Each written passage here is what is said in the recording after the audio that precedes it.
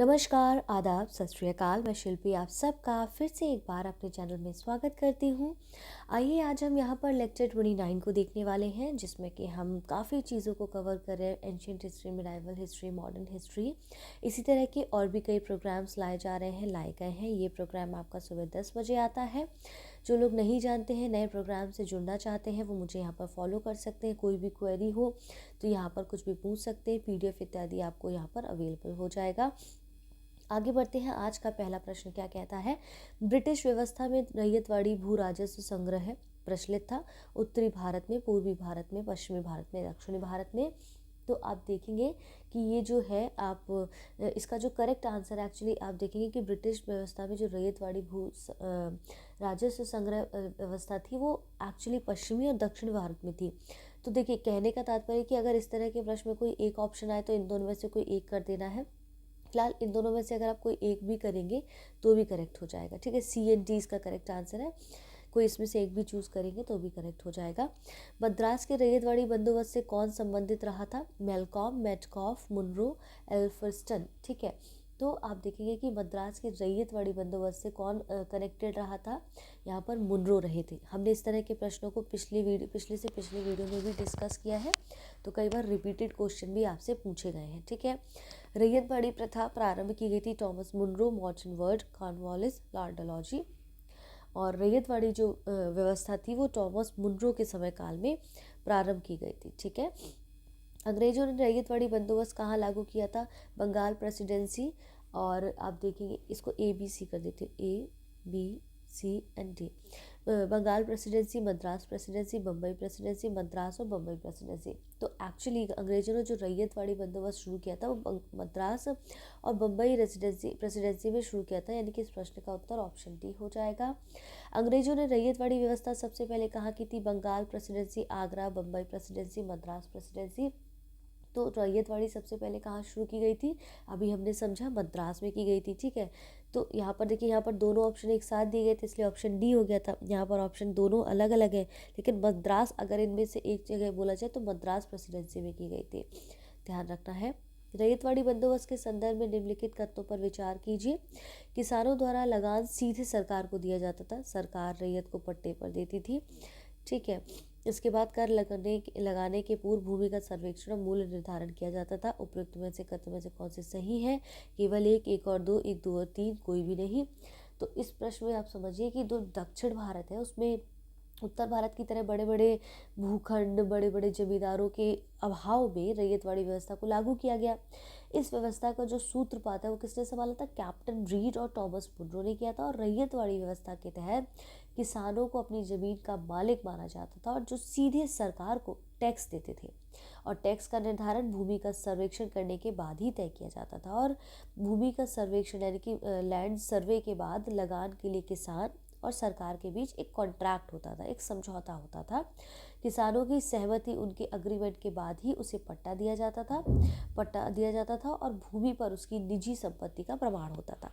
कहने का तात्पर्य यहाँ पर क्या है कि पूछ रहा है कौन कौन से कथन ठीक है। तो आप अगर देखेंगे इस एक्सप्लेनेशन के अनुसार तो तीनों कथन आपके बिल्कुल करेक्ट हो जाते हैं, यानी कि ऑप्शन C आपका करेक्ट है।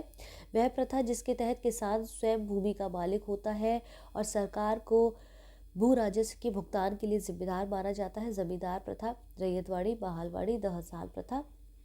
तो पूछ रहे हैं ये जो प्रथाओं के बारे में कह रहे हैं, जो रैयतवाड़ी प्रथा है उसके अंतर्गत किसान खुद की भूमि का मालिक होता है और सरकार को भू राजस्व के भुगतान के लिए जिम्मेदार माना जाता है।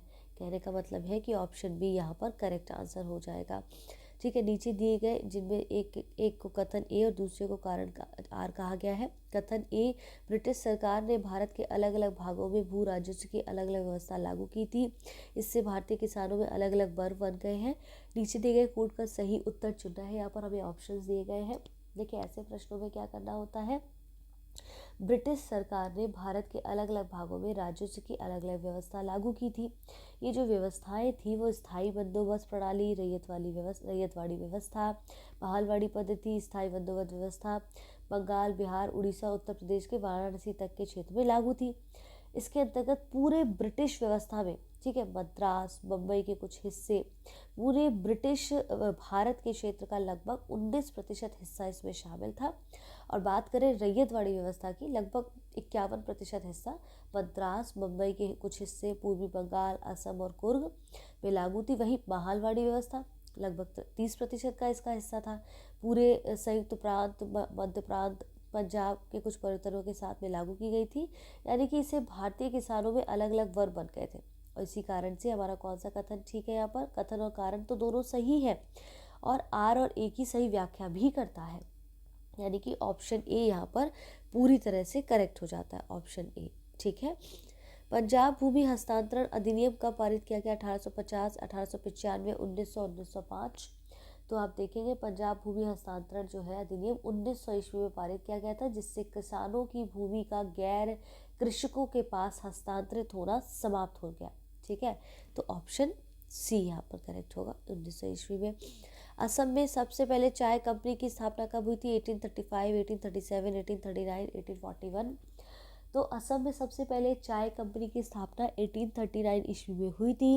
ये कंपनी 5 लाख रुपए की पूंजी के साथ इंग्लैंड में स्थापित की गई थी, और नजीरा असम में इस कंपनी का मुख्यालय था। द असम कंपनी भारत की सबसे पुरानी व्यावसायिक चाय कंपनी है, जो वर्तमान में भी कार्यरत है।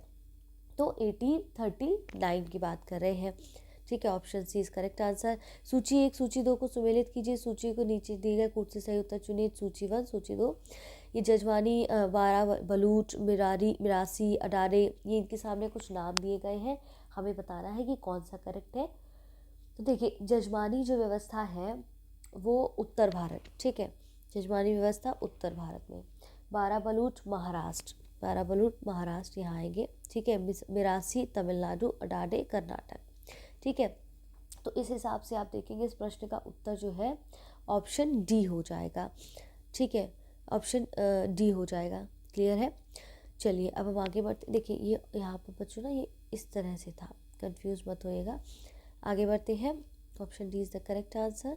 ब्रिटिश भारत में सैन्य बल पर केंद्रीय राजस्व का कुल कितना प्रतिशत खर्च होता था? 40%, 45%, 50%, 55%। तो आप देखेंगे यहाँ पर ब्रिटिश भारत में सैन्य बल पर केंद्रीय राजस्व का कितना खर्च होता था। तो एक्चुअली आप देखेंगे कि ये जो है 40% लगभग, एक्यूरेसी तो नहीं है बट 40% लगभग खर्च होता था।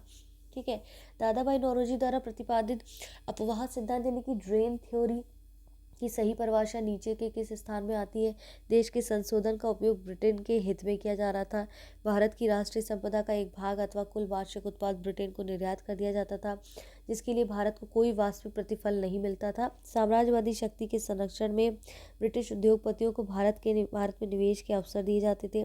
भारत में ब्रिटिश सामान का आयात किया जाता था, और देश को दिन प्रतिदिन अधिकाधिक गरीब बनाया जाता था। ठीक है, तो अब यहाँ पर ये कहने का तात्पर्य है कि इस तरह के ऑप्शंस आपको दिए गए हैं जिसको हमें समझना है। जैसे धन के बहिर्गमन या अपवाह या ड्रेन थ्योरी जिसको कहते हैं, ये राष्ट्रवादी परिभाषा का मतलब है कि भारत से धन संपत्ति या माल का इंग्लैंड में हस्तांतरण होना था, जिसके बदले में भारत को इसके समतुल्य कोई भी आर्थिक, वाणिज्यिक या भौतिक प्रतिलाभ नहीं मिलता था। अपवाह सिद्धांत यानी कि ड्रेन थ्योरी के तहत इसी अप्रतिफलित निर्यात पर बल दिया गया, और दादा भाई नौरोजी धन के बहिर्गमन के सिद्धांत के सबसे पहले और सर्वाधिक प्रखर प्रतिपादक थे। उन्होंने अपने लेखों और पुस्तकों England depth to India, poverty and on British rule in India, the wants and needs of India, on the commerce of India के माध्यम से अपने अपवाह सिद्धांत का प्रतिपादन किया। ठीक है, ऑप्शन बी इस प्रश्न का करेक्ट आंसर हो जाएगा। अगला प्रश्न है हमारा, निम्नलिखित में से किसने निकास के सिद्धांत का प्रतिपादन किया था? दादा भाई नौरोजी। अभी हमने समझा किसने किया था। देखिए, एक ही थ्योरी से कितने सारे प्रश्न सॉल्व हो जाते हैं। इससे समझ ये आ रहा है कि चीज़ों को अंडरस्टैंड करने की कोशिश करिए, बहुत से प्रश्न आपके इसी से ही आएंगे, दैट्स माई प्रॉमिस। ठीक है, अंग्रेजों के शासनकाल में भारत के आर्थिक दोहन के सिद्धांत को किसने प्रतिपादित किया था? तो आर्थिक दोहन के शासन का किसने किया था? अभी समझा हमने, दादा भाई नौरोजी ने किया था। ठीक है, निम्नलिखित कथनों पर विचार कीजिए, उनके नीचे दिए गए कूट से सही उत्तर का चयन करिए। कथन ए क्या कहता है? ब्रिटिश काल में सामान्यतः भारत का व्यापार संतुलन अनुकूल था। कारण आर क्या कहता है? धन की निकासी का स्वरूप अप्रतिफल निर्यात था। यहाँ पर कहा गया कि दोनों सही कथन है, आर सही व्याख्या करता है, जैसे हमने ऊपर देखा था। ठीक है, तो आप देखेंगे कि ब्रिटिश काल में सामान्यतः भारत का जो व्यापार संतुलन अनुकूल था, ठीक बात है भाई। ठीक है, और धन की निकासी का स्वरूप अप्रतिफलित निर्यात था। अभी हमने समझा था ना किस तरह से ड्रेन थ्योरी हो रही थी, तो वहाँ से हमें बदले में कुछ नहीं मिलता था, सिर्फ हमारे देश से जा रहा था ना। तो कथन ए और आर जो है वो दोनों सही है, और आर ए की सही व्याख्या भी करता है। ठीक है, ऑप्शन ए करेक्ट हो जाएगा यहाँ। निम्नलिखित में से कौन भारत में उपनिवेशवाद के आर्थिक आलोचक थे? तो यहाँ पर कई सारे ऑप्शन दिए गए, जैसे दादा भाई नौरोजी, जी सुब्रमण्यम अय्यर, आर.सी. दत्त, और कुछ ऑप्शंस दिए गए हैं। तो देखिए 1870 से ध्यान दीजिएगा, 1870 से 1905, ठीक है, इसके बीच में बहुत से भारतीय बुद्धिजीवियों ने ब्रिटिश शासन के आर्थिक पहलू को विश्लेषित किया। इनमें से 3 लोगों का योगदान सबसे महत्वपूर्ण है। कौन कौन से? सबसे पहले दादा भाई नौरोजी, महादेव गोविंद रानडे, आर.सी.एस से अधिकारी रमेश चंद्र थे। इन्होंने भारत का आर्थिक इतिहास लिखा, और इन तीनों के अलावा जी.वी. जोशी, जी सुब्रमण्यम अय्यर, गोपाल कृष्ण गोखले समेत अनेक राजनीतिक कार्यकर्ताओं और पत्रकारों ने उस समय की अर्थव्यवस्था के हर पहलू का गहराई से विश्लेषण किया, और ये लोग इस निष्कर्ष पे पहुंचे कि भारत के आर्थिक विकास के रास्ते में सबसे बड़ी बाधा उपनिवेशवाद ही है। ठीक है, तो ऑप्शन डी यहाँ पर करेक्ट आंसर हो जाएगा, यानी कि तीनों ऑप्शंस करेक्ट है। निम्नलिखित में से कौन से दादा भाई नौरोजी उत्सारण सिद्धांत ड्रेन थ्योरी में विश्वास नहीं करता था? तो यहाँ पर कौन नहीं करते थे? सर सैयद अहमद खान नहीं करते थे, बाकी सब यहाँ करते थे।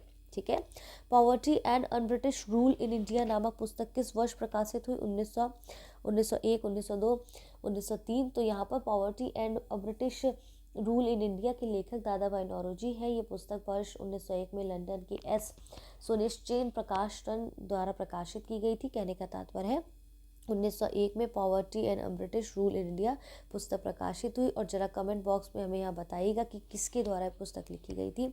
Poverty and un British rule India नामक पुस्तक किसने लिखी? देखिए सेम प्रश्न, अब जैसे मैंने ऊपर प्रश्न का आंसर पूछा वैसे ही यहाँ पर एक प्रश्न आ गया, तो आपके लिए तो चांदी चांदी होगी। चलिए बता देती हूँ।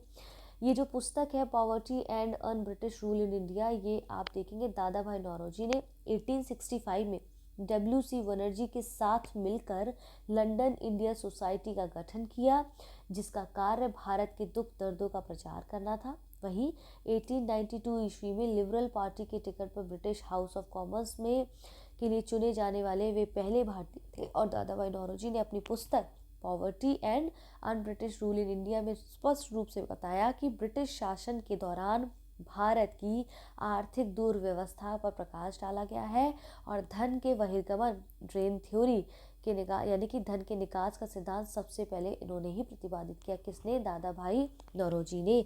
याद रखिएगा, ऐसे प्रश्न जरूर आपसे पूछे जाएंगे।